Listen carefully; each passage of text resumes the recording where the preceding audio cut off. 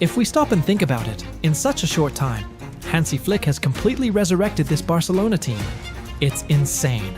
From the start, we knew Flick had a lot of potential to succeed at Barça. He's an intense coach. And the work he did at Bayern Munich during the pandemic, it was absolutely incredible. That Bayern team of his changed the game. With overwhelming physical preparation, they dominated the Champions League and won it with ease.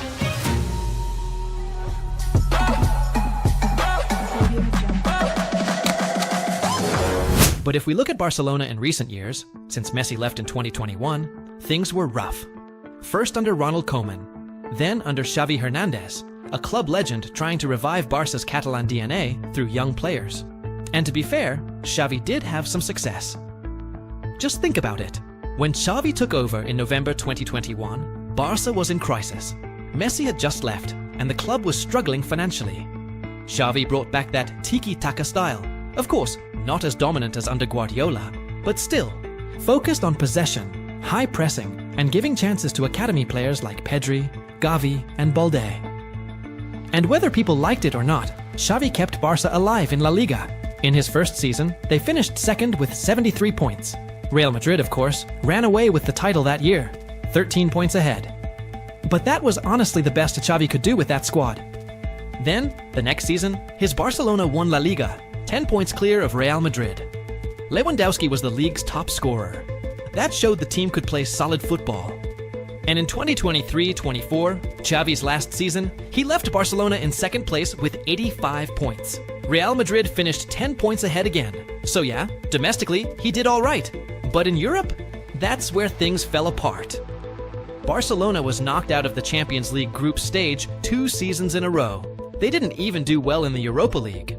First, they got knocked out by Eintracht Frankfurt in the quarters. Then, Manchester United took them out early the next year. Now, in his final season, 2023-24, Barca did make it to the Champions League quarter-finals. They lost to PSG. And, yeah, that's progress. But let's be real. This wasn't anything close to the Messi era or the Guardiola years. That team wasn't dominant. It wasn't the Barcelona we all used to fear. On top of that, the team didn't gel. Many of the signings during Xavi's time didn't live up to expectations. Ferran Torres, Kessié, Koundé, even Raphinha and Eric Garcia, none of them really found their rhythm. By the end, it was clear. The squad was dealing with injuries, tactical problems, and disappointing results. After a shocking 5-3 loss to Villarreal, Xavi said he would step down at the end of the season. He did later reconsider, but by then, the club had decided. His tenure would end in May 2024. Still, I can't say Xavi's work was a disaster. He rebuilt a competitive team. He trusted the youth academy. He gave Barca back some identity. He was key in guiding the club after Messi, even if he couldn't translate that into European success. And honestly, one of the biggest highlights from the Xavi era, the debut of a young talent, Lamine Yamal. At just 15 years old, he made his La Liga debut on April 29, 2023, against Real Betis. He came on in the second half and became the youngest Barca player ever to debut in the league, just 15 years and 290 days old. After Xavi left, Barcelona brought in the German coach Hansi Flick, and I'll be honest, I expected him to do well. But not this well, because let's not forget, his time with the German national team was rocky. Nobody was really thriving in Germany, and things are only now starting to look better under Nagelsmann. But what Flick is doing at Barcelona this season, it's wild. Look at Raphinha. Under Xavi, he looked like a flop. Now, he's playing like someone in contention for the Ballon d'Or. And the same goes for Lamine Yamal, especially after the incredible performance he had at the Euros. He's taken it to another level. At Barcelona, Hansi Flick has continued the great work we saw from him at Bayern Munich. And honestly, I really like his style of play. Under Xavi, Barca had a more traditional tiki-taka approach. But with Flick, they've shifted to a much more vertical game. Fast, direct, and offensive. He still values ball possession, but the focus is now on quick vertical attacks, intense high pressing, and pushing the defensive line way up the field. Just think back to that Champions League game, when Barca barely got past Borussia Dortmund. They scraped through, but the strategy worked. Dortmund were caught offside over and over again. Kind of like Mbappé in that Real Madrid match, where he was constantly offside. That's all part of Flick's disciplined high line. This team also uses speed to its advantage. They hit opponents with long, fast passes, taking full advantage of the space left behind. Players like Raphinha and Lamine Yamal have the pace to make that work, and it's paying off. The results? Just incredible. Barcelona hit the 100-goal mark in only 32 matches. That makes Hansi Flick the second coach in Barça history to reach that milestone so quickly.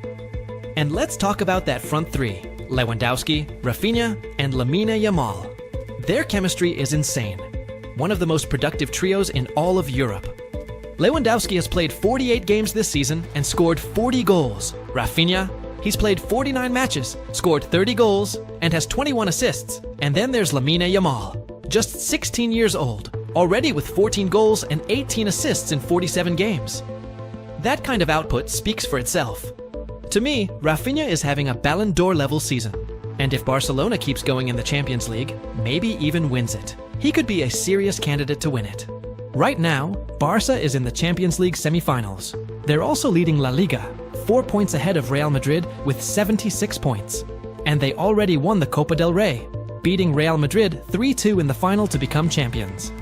That means the treble is very much on the table. Other dominant performances this season: a 4-0 win over Real Madrid at the Bernabeu, a 4-1 victory against Bayern Munich in the Champions League, and a 7-0 blowout of Valencia in La Liga. These results also show Flick's flexibility. He's had to deal with key injuries, like when Lewandowski went down. Flick shifted Ferran Torres to the center-forward position, and Barça kept winning. When Ter Stegen was injured, Szczęsny stepped in and held his ground. So much so that he stayed the starter. That kind of merit-based decision-making helps keep the squad motivated and united. Flick also uses smart rotation. He gives chances to players like Ansu Fati and Hector Fort. Even if they haven't played much, they come in ready. And they perform. And to think, he did all this in just one season. A complete transformation. I never thought we'd see Barça rise back to the top of Europe this fast. But here they are, competing for titles, with players performing like true world beaters. When I saw that team completely devastated after Messi left, with all the financial problems and instability, honestly, I never thought Barcelona would bounce back this fast. But they did. And that turnaround? It happened because of their youth academy. Look at the names: Gavi, Pedri, Lamine Yamal, Kubarsi, Balde. Come on, man. That's a crazy amount of talent, all from within the club. And the best part? Barcelona didn't have to spend a fortune on transfer fees to get those players. They just invested in developing them over the years. It's a brilliant job by Barça. Honestly, I think they've got the best youth development system in all of Europe. And after everything the fans went through, the heartbreak, the humiliation, they deserve this moment.